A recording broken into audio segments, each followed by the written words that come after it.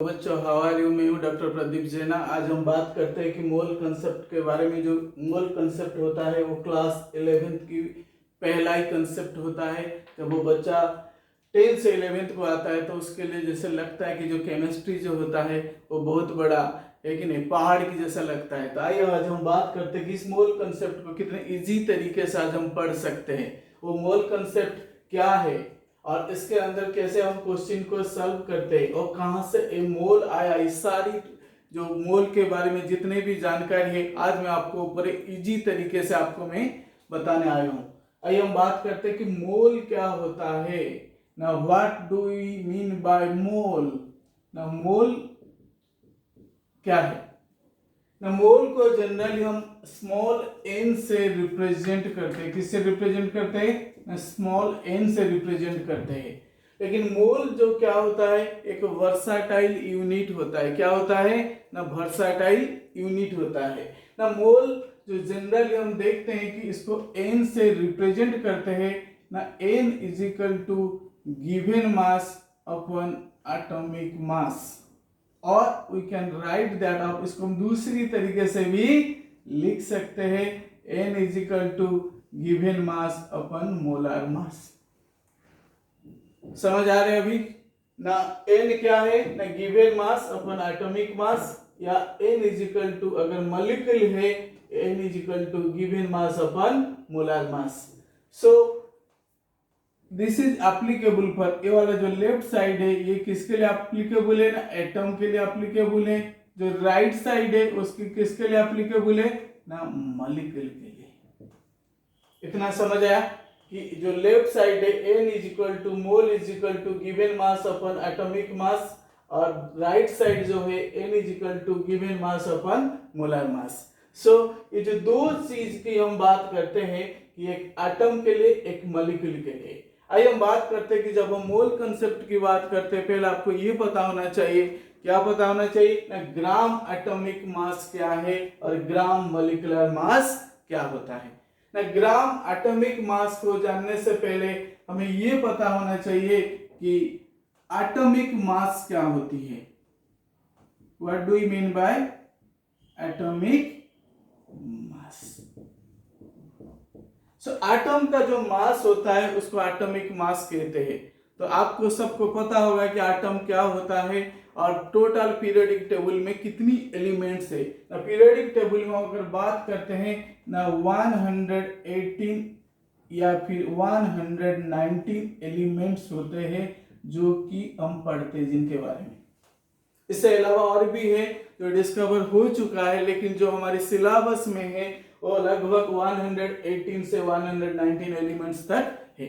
But atom की जो मास की हम बात करते हैं जनरली हम मास को ग्राम या मिलीग्राम में रिप्रेजेंट करते हैं। किससे रिप्रेजेंट करते हैं ना? ग्राम और मिलीग्राम में रिप्रेजेंट करते हैं ना। सपोज मैं बात करता हूं कि मास of hydrogen atom, clear? So mass of hydrogen atom. आप इमेजिन कीजिए कि एक हाइड्रोजन एटम कितनी क्या होता है? छोटा होता है।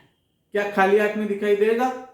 नहीं दिखाई देता है। अगर दिखाई देता तो हर कोई इसको जाके पकड़ भी लेता है। ऐसा नहीं है कि हम बात करते हैं कि मास ऑफ हाइड्रोजन एटम कितनी होगी ना, ये लगभग 1.67 इंटू 10⁻⁻24 ग्राम। बहुत ही छोटा क्वांटिटी होता है जो, क्योंकि इसलिए इसकी पावर जो है -24 ग्राम है। इसको हम क्या कहना, वेट भी करना मुश्किल होता है। ऐसा कोई है कि नहीं तरीका नहीं तो हम इजीली इसको मेजर कर पाए। इस तरह का अगर हम मास ऑफ ऑक्सीजन एटम की अगर बात करते हैं कितनी होगी, that is equal to 26.56 into 10⁻⁻24। सो ये जितने भी एलिमेंट्स हैं, कितने एलिमेंट्स है? 118 या 119 एलिमेंट्स है। इन सारे एलिमेंट्स की जो एटम होते हैं बहुत ही छोटे होते हैं, लेकिन it can not be seen bye naked eye, खाली आंख में दिखाई नहीं देता है। जब खाली आंख में नहीं दिखाई देता है तो हम कैसे इसको मेजर करेंगे और हम मोल की जैसे हम बात करते हैं गिवन मास में एटॉमिक मास इस तक कैसे पहुंचेंगे ना बच्चों। यहाँ पे एक ध्यान देना है कि ये जो 118 एलिमेंट्स हम देखते हैं, ये 118 एलिमेंट्स की जो इंडिविजुअल एटम है, हाइड्रोजन है, ऑक्सीजन है, नाइट्रोजन है, कार्बन, आप किसी एलिमेंट्स की अगर हम बात करते हैं ना क्या होता है ना, उसमें हम देखते हैं कि ये सारे एक बड़े बड़े डिजिट आ जाता है। क्या होता है ना, बड़े बड़े डिजिट आ जाता है। जो बड़े बड़े डिजिट आ जाते हैं, हम इतने सारे एलिमेंट्स की जो वेट को कैसे याद कर पाए। चलो याद करना दूर की बात है, लेकिन हम इसको एप्लीकेशन में कैसे ला पाए। तो ये एक ह्यूमन के लिए, एक इंसान के लिए क्या होता है, बड़े एक नहीं बहुत बड़ा एक चीज आ जाता है, कॉम्प्लेक्सिटी आ जाता है। आता है या नहीं आता है? आता है। आइए हम बात करते हैं कि इसको छोटा करने के लिए, सिंप्लीफिकेशन करने के लिए साइंटिस्ट ने क्या किए ना, यूनिफाइड मास को लेकर के आए। What is this? This is unified mass, और we can say that atomic mass unit. क्या है ना, एटॉमिक मास यूनिट है।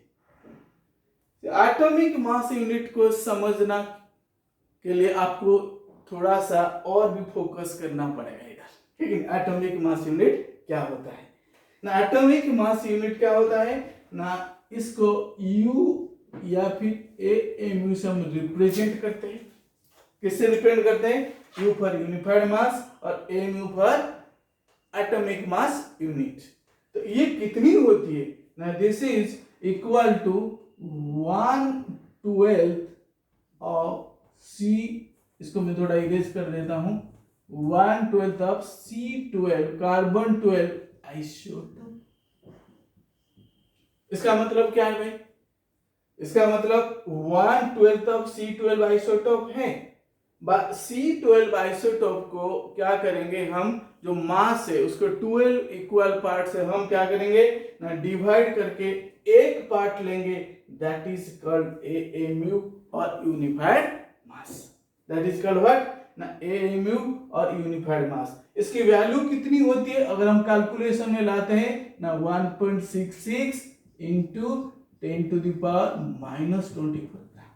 अगर एक कार्बन 12 आइसोटोप को हम 12 इक्वल पार्ट में डिवाइड किए और इस डिवीजन के बाद वन पार्ट को जब हम देखें, इसकी एक नहीं वेट कितना है ना, 1.66 इंटू 10⁻⁻24 ग्राम। सो ये हमारा हो गया कि यूनिफाइड मास और एटॉमिक मास का है कि नहीं मैग्नीट्यूड कितनी है, उसकी वेट कितनी है। अब हम बात करते हैं कि जो एटॉमिक मास है कि नहीं, एटॉमिक मास ग्राम एटॉमिक मास, उसके बारे में अभी हम जाएंगे कैसे होता है। इसको अगर मैं चाहूं तो इस साइड में कर सकता हूं इस समय, क्योंकि स्पेस थोड़ा सा कम है, मैं इधर को आता हूं। अब देखो कि हाइड्रोजन एटम है, क्या है ना, मास ऑफ हाइड्रोजन एटम क्या है ना, कितना है ना, 1.67 इंटू 10⁻⁻24 ग्राम है। ठीक है, तो इसको हम क्या किए ना, एटॉमिक मास यूनिट को हम एक रेफरेंस यूनिट की तरह यूज करेंगे। किसकी तरह यूज करेंगे ना, रेफरेंस यूनिट की तरह। रेफरेंस यूनिट क्या होता है ना, कंपैरेटिव यूनिट है। दिस इज रेफरेंस यूनिट की तरह हम यूज करेंगे। It is uses at reference unit. क्या है ना, इतनी बड़ी नंबर को मुझे याद रखना मुश्किल है, मुझे कैलकुलेशन में लाना मुश्किल है, इसलिए मैंने क्या किया ना, इसको कन्वर्ट कर दिया। क्या कर दिया? इसको कन्वर्ट कर दिया। किस में कन्वर्ट किया ना, एयू में। अगर मैं बात करता हूं ना, mass of H atom in AMU या EU कितनी होगी, आप कह सकते हो ना, this 1.67 into 10⁻⁻24 gram divided by 1.66 into what ना, 10⁻⁻24 ग्राम। दैट इज, ये कट गया, this is equal to 1.001 AMU या U यूनिफाइड मास। अब कितना सिंपल हो गया हमारे लिए है। तो इतनी बड़े डिजिट जो था लेकिन उसको याद रखना मुश्किल था। अब क्या हुआ ना, मैं कह सकता हूं मास of hydrogen atom in AMU और U इज हाउ मच ना, इट इज 1.001 AMU। ये कितना है ना, 1.001 AMU या U, या वी कैन सिंपल से, हम सिंपली इसको कह सकते 1U। अब समझ आया।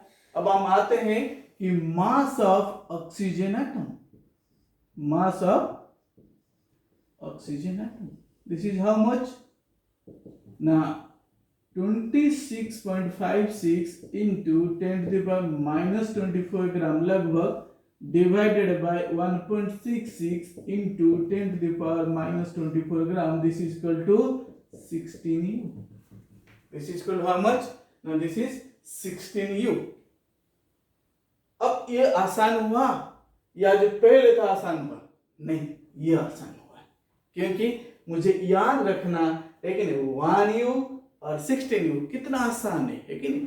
इस नंबर को लेकिन हम डेली लाइफ में, लेकिन अपनी कैलकुलेशन में, केमिस्ट्री की कैलकुलेशन में यूज करना क्या है ना, मुश्किल है। अब क्या है ना, साइंटिस्ट ने क्या किए, एक रेफरेंस यूनिट निकाले, that is called AMU, atomic mass unit या यूनिफाइड मास। और उस तरीके से क्या हुआ, हमारे हाइड्रोजन एटम का जो मास है वो बहुत ही छोटा हो गया, 1 ही हो गया। कैलकुलेशन में कितना मजा आएगा। आइए हम बात करते हैं कि व्हाट इज ग्राम एटॉमिक मास। जब हम यहाँ पे एटॉमिक मास लेते हैं या दैट इज ग्राम एटॉमिक मास, तो क्या होता है ना, this is atomic mass unit, but what is gram atomic mass unit?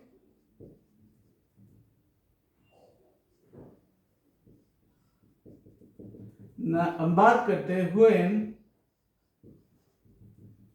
atomic mass unit is represented in gram,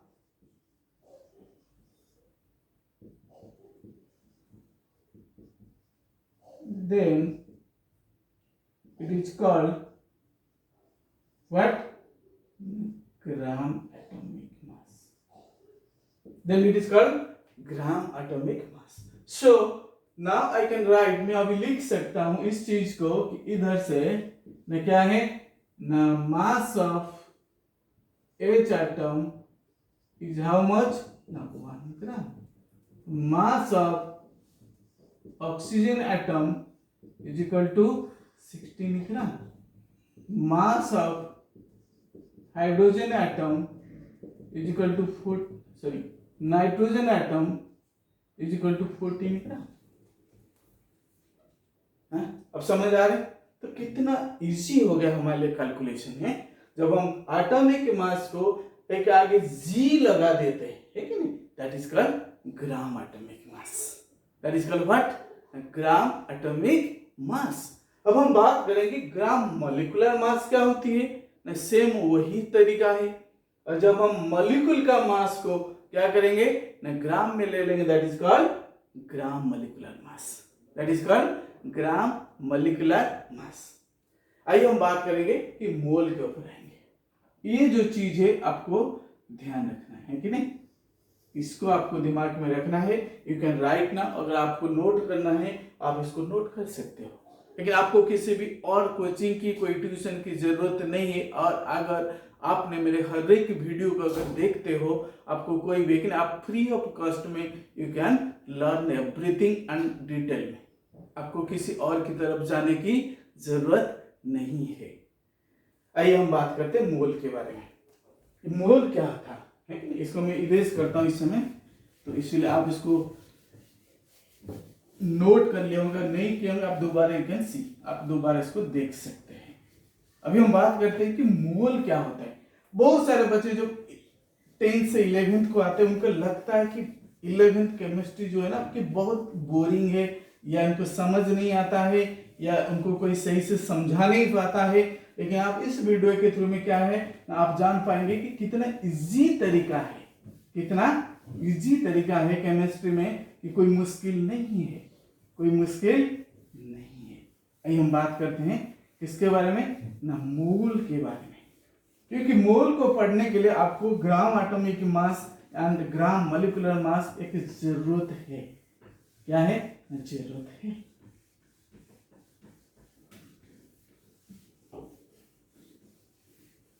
let's it's clear.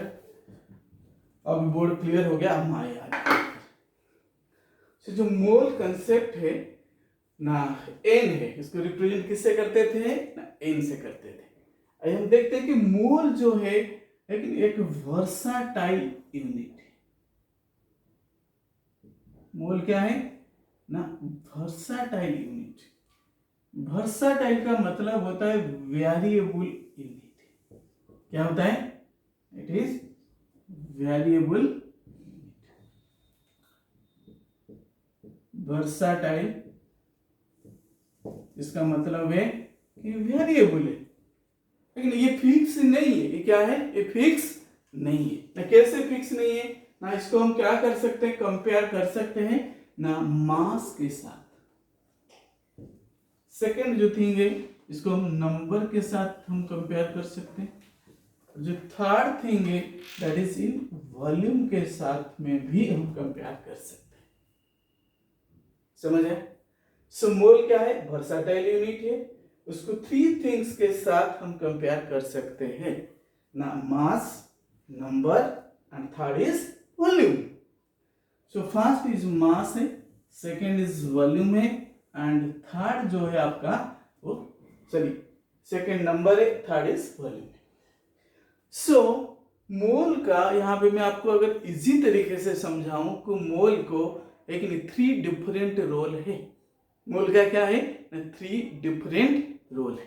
Three different role क्या होता है ना, जैसे आप अभी you just consider your case. आपकी केस में अगर आप कंसीडर करते हो, आप अभी बच्चे हो, है नहीं? आप 17-18 साल के बच्चे होंगे जो 11th में आते हैं, या 16 इयर्स के बच्चे होंगे जो, लेकिन अभी यू आर ए सन या डॉटर। आप क्या हो ना, अभी एक नहीं, लड़का या लड़की हो, या बेटा या बेटी हो। लेकिन आप क्या करोगे? अगर मैं आपको बात करता हूं 20 साल के बाद यू बिकेम ए फादर या मदर, आप क्या होगी ना, यू बिकेम ए फादर और मदर।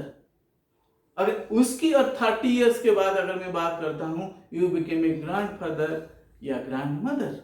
तो इसीलिए आप वही पर्सन हो, लेकिन आपका सिचुएशन के अकॉर्डिंग आपकी रोल क्या करता है ना, बदल जाता है। लेकिन अगर एक बच्चे का नाम मैं लेता हूं, अब ले लो किसी का भी आप नाम ले लो, लेकिन एक्स ले लो, नाम एक्स, ठीक है, नेम इज एक्स। एक्स अभी एक लड़का है या लड़की है। अगर मैं 20 इयर्स के बाद देखूंगा, वही एक्स क्या करेगा ना, इट बिकेम ए फादर या मदर। वो क्या बन जाएगा? एक बाप या माँ बन जाएगा। अगर मैं उससे 30 इयर्स और आगे को चले जाऊं, वो क्या करेगा ना, ग्रैंड फादर या ग्रैंड मदर बन जाएगा। आप समझ पा रहे हैं मैं क्या बोल रहा हूं? इसका मतलब क्या है कि वही सेम पर्सन का अलग अलग रोल है। वो उसी पर्सन लड़के की तरह बिहेव करता है, उसका रोल है, फिर फादर की तरह, फिर ग्रैंड फादर की तरह।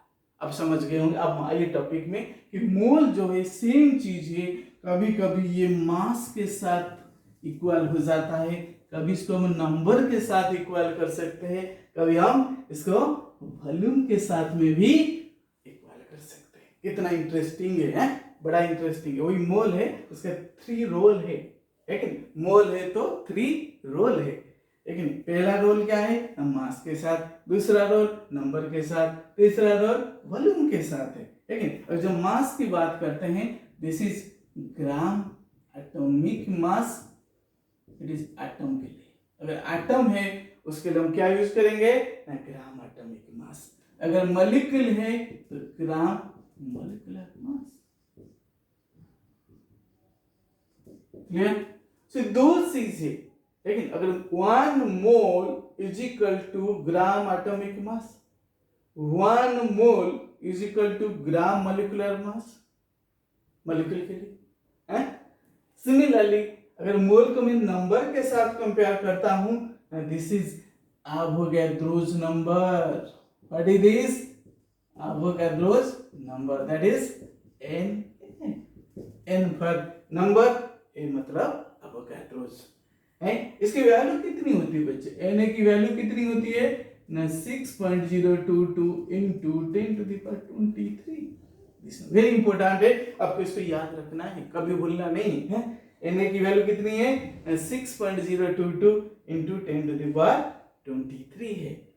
और वॉल्यूम की बात करते हैं हम, वॉल्यूम इज एप्लीकेबल ओनली क्या है? गैस कंडीशन है कि नहीं? आपको ये पता है कि भाई कितनी गैस है पीरियोडिक टेबल में है? हमारे यूनिवर्स में कितनी गैस है, कितने सॉलिड है, कितने लिक्विड है, लेकिन आपको पता है या नहीं? अगर नहीं पता है तो आप जान लो यहाँ पे 11 गैसेस हैं और 2 लिक्विड्स है और रेस्ट आर सॉलिड। मैं यहाँ पे लिख देता हूँ, है कि नहीं? 2 लिक्विड स्टेट में होते हैं 2 एलिमेंट, और 11 जो होता है गैसियस स्टेट में होते हैं, और रेस्ट जो होता है दे आर व्हाट? सॉलिड्स।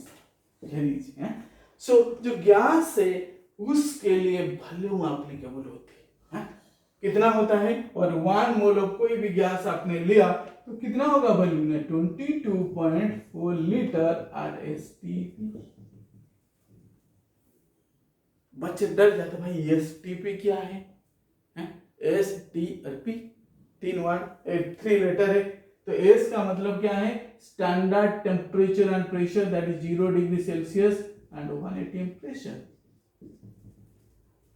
एक स्टैंडर्ड कंडीशन है जिस कंडीशन में, लेकिन आप अगर बात करेंगे इंडिया में नॉर्मल टेम्परेचर कितनी है? 25 डिग्री सेल्सियस है। और मैं बात करूंगा मैं USA चले जाऊं, वहां पे नॉर्मल टेम्परेचर 17-18 डिग्री की होगी, क्योंकि जो नॉर्मली मेंटेन होते हैं वहां पे। बट इंडिया की बात, भारत की बात करते हैं तो 0 डिग्री सेल्सियस एंड 1 atm होती है, लेकिन easy, very easy to remember है, इसमें कोई मुश्किल नहीं है। आइए हम बात करते हैं कि मोल जो 1 मोल जो है कितना होता है ना, वॉल्यूम हम देखते हैं 22.4 लीटर RSTP। सो अब हम देखते हैं कि मोल जो होता है 3 थिंग्स के साथ हम कंपेयर कर रहे हैं। क्या है? एक मास के साथ, नंबर के साथ और वॉल्यूम के साथ, लेकिन सेम मोल है। आइए हम बात करते हैं कि मोल का फॉर्मूला हो गया। अगर मैं एटम लेता हूं, ठीक है, तो 1 mole of atom is given mass by atomic mass, molecular given by molecular mass. Same वही तरीका है अगर हमें नंबर्स में कन्वर्ट करना है। मुझे किस में कन्वर्ट करना है? ना नंबर्स में कन्वर्ट करना है। ना कैसे करूंगा? ना 1 मोल का मतलब given mass by atomic mass, number के लिए मैं क्या multiply? Avogadro's number. It is applicable for atom के लिए। अगर मैं 1 मोल मॉलिक्यूल के लिए देखूंगा, ना given mass by molecular mass into n है। मॉलिक्यूल के लिए मुझे इतनी, इसका मतलब क्या है कि 1 मोल में कितने मॉलिक्यूल्स होंगे? 1 मोल में कितनी मॉलिक्यूल्स होंगे?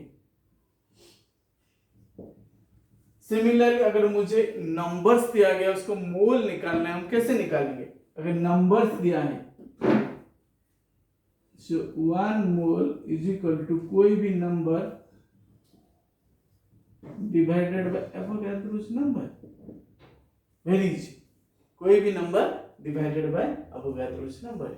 It is a very easy concept है, लेकिन बच्चे क्या करते हैं ना, इस कंसेप्ट में आके क्या करते हैं ना, वो कंफ्यूज हो जाते हैं कन्वर्जन में। क्या है कि बेसिकली अगर मैं एक आपको एग्जांपल यहाँ पे कराता हूँ कि अब आप मुझे दिया है कि 8 ग्राम ऑक्सीजन आटम, बेसिक एक एग्जांपल बता रहा हूँ, 8 ग्राम ऑक्सीजन आटम दिया है, इसको मैं मोल में कन्वर्ट करूंगा तो मुझे क्या होगा? फार्मूला क्या है? Given mass by atomic mass. Given mass हो गया 8, एटॉमिक मास हो गया 16, क्योंकि ऑक्सीजन का एटॉमिक मास आपको सबको क्या करना पड़ेगा?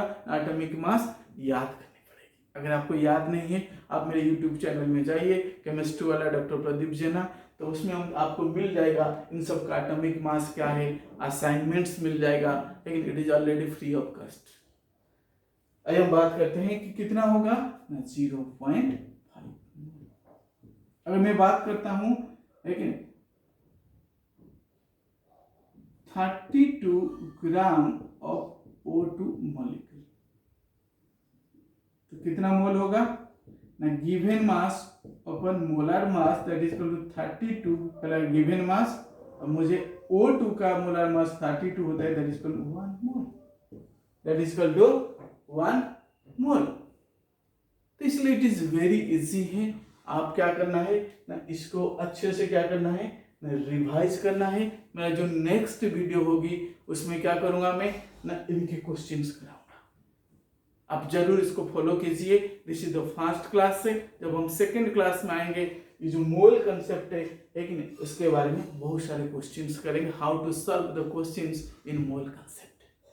लेकिन वेरी इजी है, आप इसको भूलना नहीं है। मेरे नेक्स्ट वीडियो जरूर देखना, क्योंकि इसमें इंपॉर्टेंट क्वेश्चन है। अगर आपकी मोल कंसेप्ट की अगर कंसेप्ट क्लियर नहीं हुआ, आपका स्टोकियोमेट्री भी नहीं होगा। जो नेक्स्ट है कि नहीं कंसेप्ट है कि नहीं, कंसेंट्रेशन है, लेकिन स्टोकियोमेट्री है, ये सारे चीज मैं नेक्स्ट वीडियो में डालने हूँ। तो इसलिए आपको ध्यान से आप सबको इसको जरूर फॉलो करना है। और असाइनमेंट्स और नोट्स के लिए मेरे यूट्यूब चैनल केमिस्ट्री वाला डॉक्टर प्रदीप जेना को नहीं भूलना है। Thank you so much.